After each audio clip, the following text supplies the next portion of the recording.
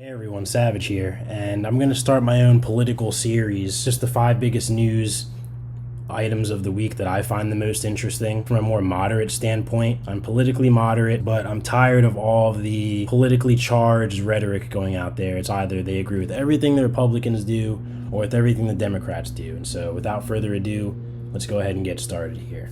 So the first news item is the Mario movie smashes box office records.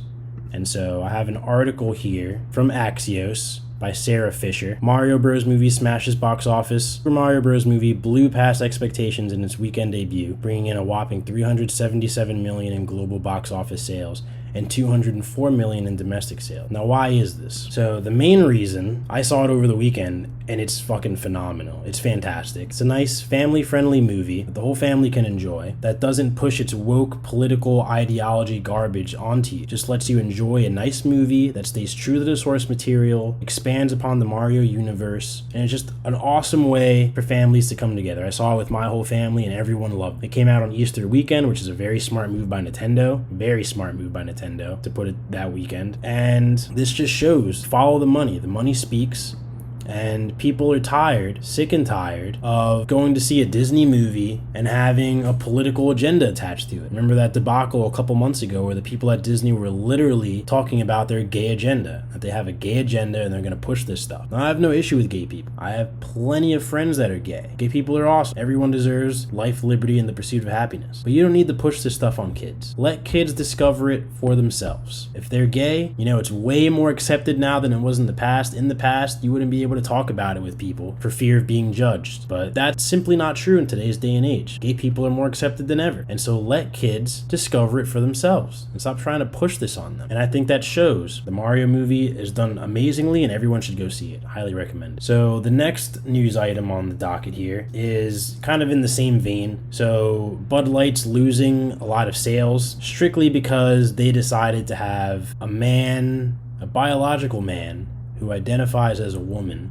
be their new spokesperson. And as I said before, I have no problem with anyone. If you want to be a trans person, if you want to be a woman now, that's perfectly fine. But it's gotten to the point where it's infected every part of life. I can't go one day without seeing some trans news online.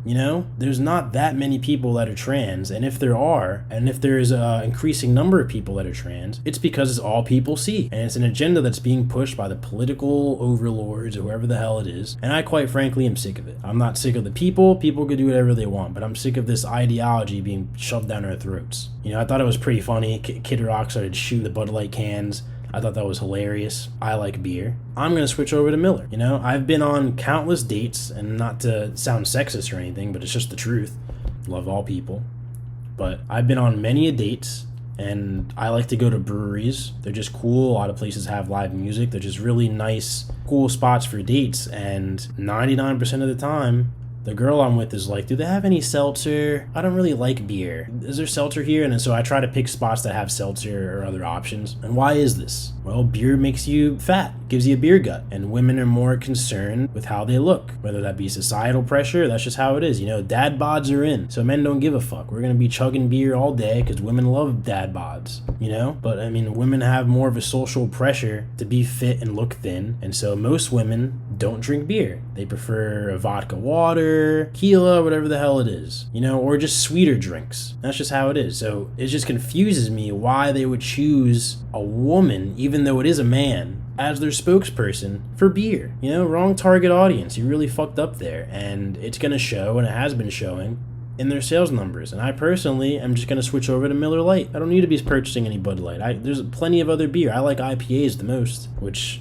even among beer connoisseurs and beer lovers, it's a very polarizing taste because people don't like that bitter taste, but I personally love it. We'll see how that goes. We'll see if Bud Light issues an apology and if it's heartfelt, but I personally am never buying Bud Light again because that's just absurd what they did, and they deserve every ounce of scrutiny that they're about to get.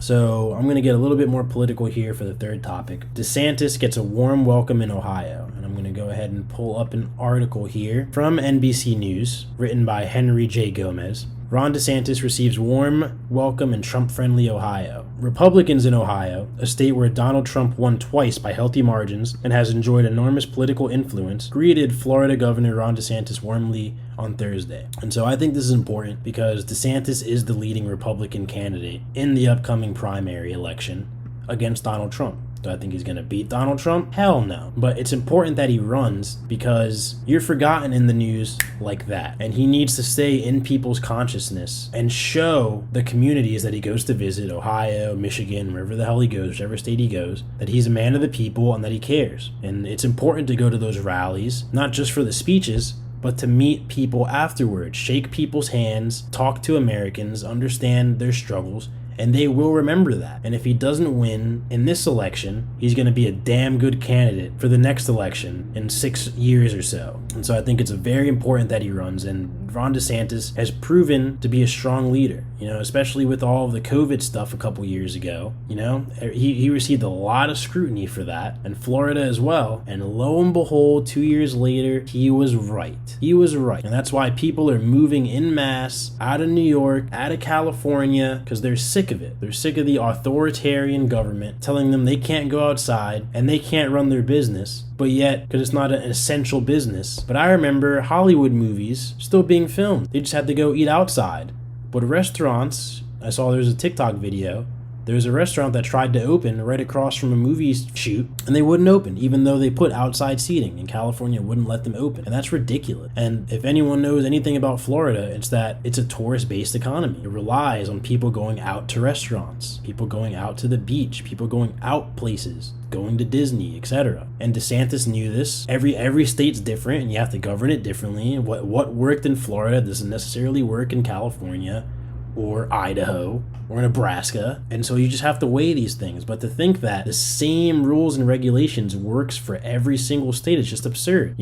Our states are the size of countries in Europe. And so you have to look at each state as kind of its own different country, even though it's all under the umbrella of the United States of America. Every state has different things that they need to work toward. And so that's just kind of what I wanted to talk about in terms of DeSantis, and we'll see how the primary election goes and what happens there. I'm going to stop here.